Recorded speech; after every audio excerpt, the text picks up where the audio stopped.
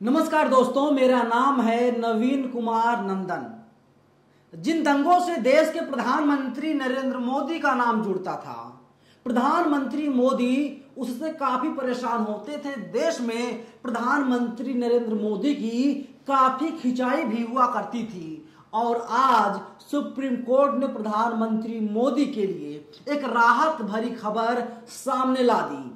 गुजरात दंगे से देश के प्रधानमंत्री मोदी का नाम लगातार जुड़ता रहा है और इससे देश के मौजूदा गृह मंत्री भी अछूते नहीं है। जी हां, आप सही सुन रहे हैं। प्रधानमंत्री नरेंद्र मोदी और देश के गृह मंत्री अमित शाह दोनों का नाम गुजरात दंगे से लगातार जुड़ता आया है। साल 2002 का वक्त था और 2002 में गुजरात में दंगे हुए थे जिनमें कई सौ लोगों की जानें चली गई थी और उस वक्त के वहां के मुख्यमंत्री नरेंद्र मोदी थे जो आज के प्रधानमंत्री बने हुए हैं।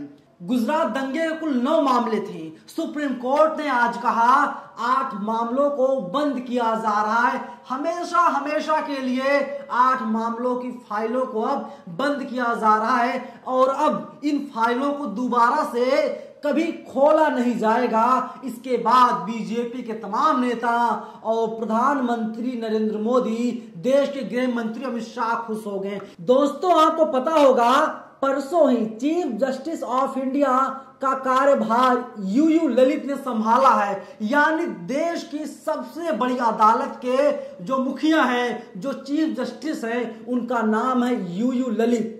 इनका नाम विवादों से काफी घिरा रहा है। इनका जो पूरा परिवार है, इनके पूरे परिवार में लगभग हर कोई वकील है, कोई जज था। दोस्तों, अब आप जान लीजिए कि कितनी बड़ी राहत देश के प्रधानमंत्री मोदी के लिए है। लोग अलग अलग तरीके से सवाल कर रहे हैं, लोग सवाल पूछ रहे हैं। कुछ लोग कह रहे हैं कि अब हमें तो सुप्रीम कोर्ट पर भी भरोसा नहीं है। उन रिएक्शंस को मैं आपको बाद में बताऊंगा, लेकिन आप इस जान लीजिए दोस्तों, ये 9 मामले कौन से थे और 8 मामले को बंद कर दिया गया है। ये मामले कौन कौन से थे देखिए दोस्तों, अभी आपकी स्क्रीन पर एक ग्राफिक्स होगा।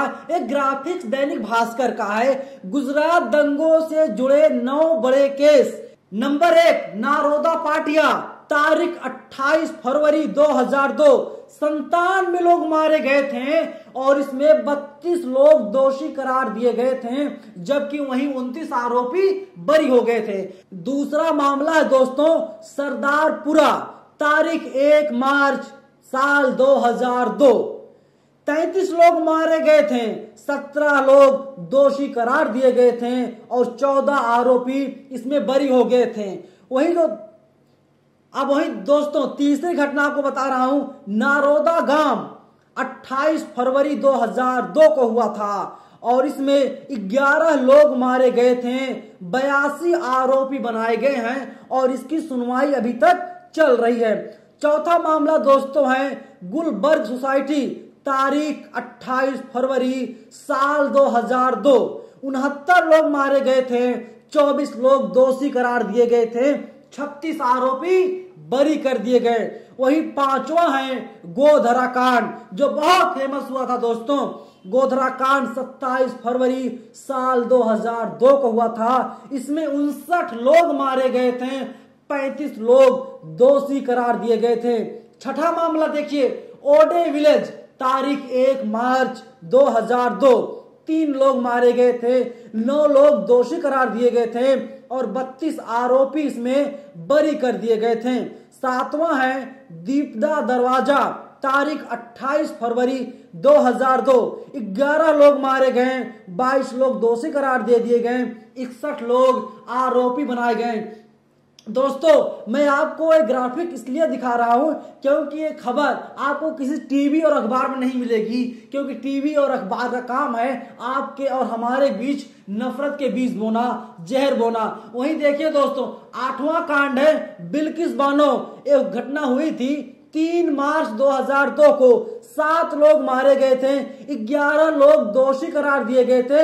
इसमें देखिए दोस्तों, जो 11 लोग दोषी करार दिए गए थे, उन 11 दोषियों को गुजरात सरकार ने छोड़ दिया है। वे लोग अब कभी जिंदगी में जेल नहीं जाएंगे।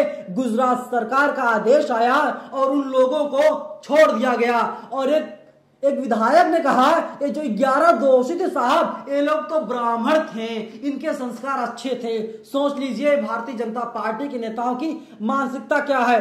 वहीं देखिए दोस्तों, जो 9वां मामला है वो मामला बेस्ट बेकरी का।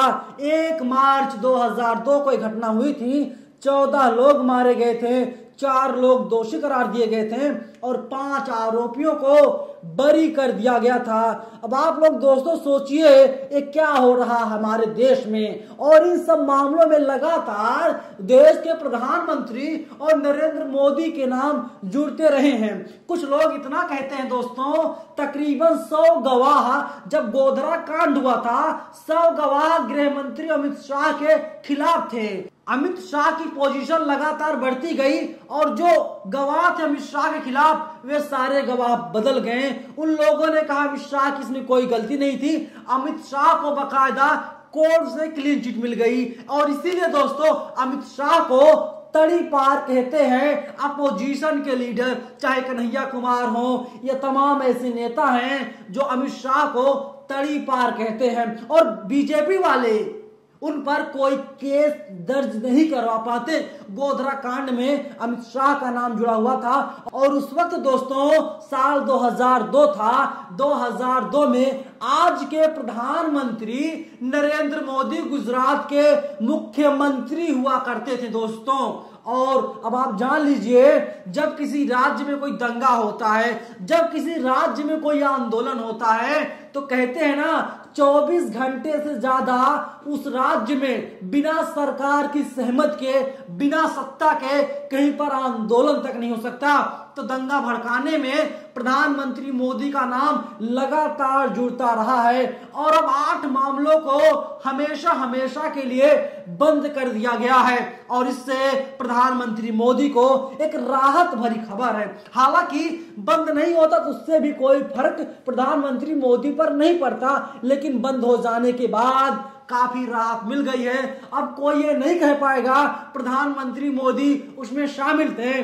प्रधानमंत्री मोदी कहेंगे क्या आपको कोर्ट पर भरोसा नहीं है? सबको 135 करोड़ की आबादी हमारे देश में है, हर किसी को सुप्रीम कोर्ट पर भरोसा है और कोई भी व्यक्ति अब नहीं कह पाएगा गुजरात दंगों से देश के प्रधानमंत्री नरेंद्र मोदी का नाम जुड़ा हुआ था। देखिए दोस्तों, मैंने गुजरात दंगों की सच्चाई आपको बताई। अब वही दोस्तों हम लोग अब गुजरात से उत्तर प्रदेश आते हैं। आपको पता होगा दोस्तों, राम मंदिर और बाबरी मस्जिद को लेकर के लंबे समय से विवाद चलता रहा है और मामला सुप्रीम कोर्ट में था। देखिए दोस्तों, न्यूज 18 इंडिया ने अपने वेबसाइट पर खबर लिखी है, जिस बाबरी केस में कल्याण सिंह को हुई थी 1 दिन की सजा, सुप्रीम कोर्ट ने वह अवमानना कार्रवाई बंद कर दी है।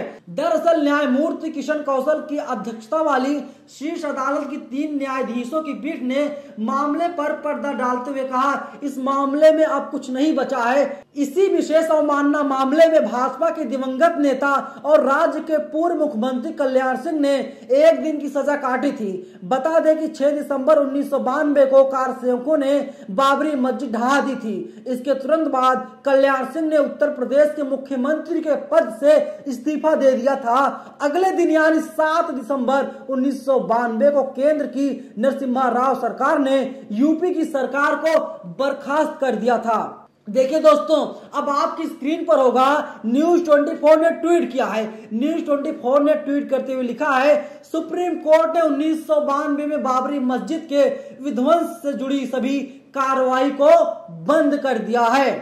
कार्रवाई को बंद कर दिया और अब कुछ नहीं होना है। देखिए दोस्तों, न्यूज 18 आगे क्या लिखता है, कल्याण सिंह ने सुप्रीम कोर्ट में हलफनामा देकर मस्जिद का नुकसान नहीं होने दिए जाने का भरोसा दिया था, मगर इसके बावजूद मस्जिद गिराई गई। सुप्रीम कोर्ट में कल्याण सिंह के खिलाफ मोहम्मद असलम नाम के एक आदमी ने अर्जी दाखिल की थी। कल्याण सिंह पर अवमानना की सुनवाई हुई और कोर्ट ने अपने फैसले में कहा, कल्याण सिंह ने कोर्ट की अवमानना की है और देश के धर्मनिरपेक्ष ताने बाने को प्रभावित किया है, इसलिए उन्हें 1 दिन के लिए सांकेतिक तौर पर जेल भेजा जाए। साथ ही उन पर 20,000 रुपए का जुर्माना लगाया गया था। कोर्ट ने इस फैसले के बाद कल्याण सिंह को 1 दिन के लिए दिल्ली के तिहाड़ जेल में बंद कर दिया था। दोस्तों बाबरी मस्जिद वाला जो मामला था वो भी पूरी तरीके से बंद हो गया। सुप्रीम कोर्ट के जो नए चीफ जस्टिस बने हुए हैं उन्होंने मामले को बंद कर दिया।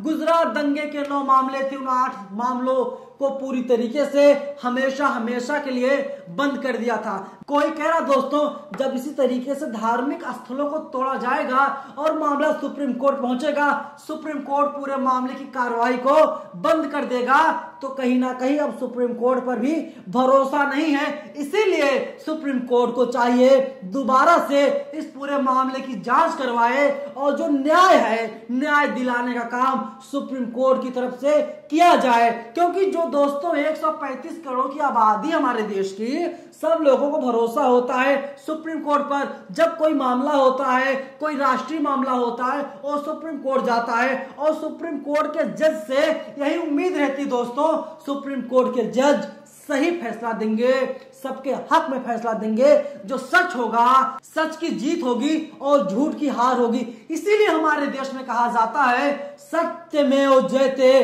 सत्य तो परेशान हो सकता है लेकिन सत्य पराजित नहीं हो सकता। लेकिन लोगों की जो दोस्तों राय आई है उस हिसाब से यहां पर सत्य की हार होती हुई दिखाई दे रही है। अब आप लोगों की क्या प्रतिक्रिया है, आप लोग पूरी खबर को लेकर के क्या सोच रहे हैं? जो जानकारी थी हमने आप तक पहुंचा दी है। आप लोग अपनी राय को कमेंट बॉक्स में जरूर बताइएगा। धन्यवाद। नेशनल दस्तक की आपसे गुजारिश है कि अगर इसको बचाना चाहते हैं तो नेशनल दस्तक को सब्सक्राइब करने के लिए रेड कलर के सब्सक्राइब बटन को दबाएं, फिर बेल आइकन की घंटी दबाएं। नेशनल दस्तक को बचाने के लिए बहुत जरूरी है कि हर खबर को शेयर करें, लाइक करें, कमेंट जरूर करें।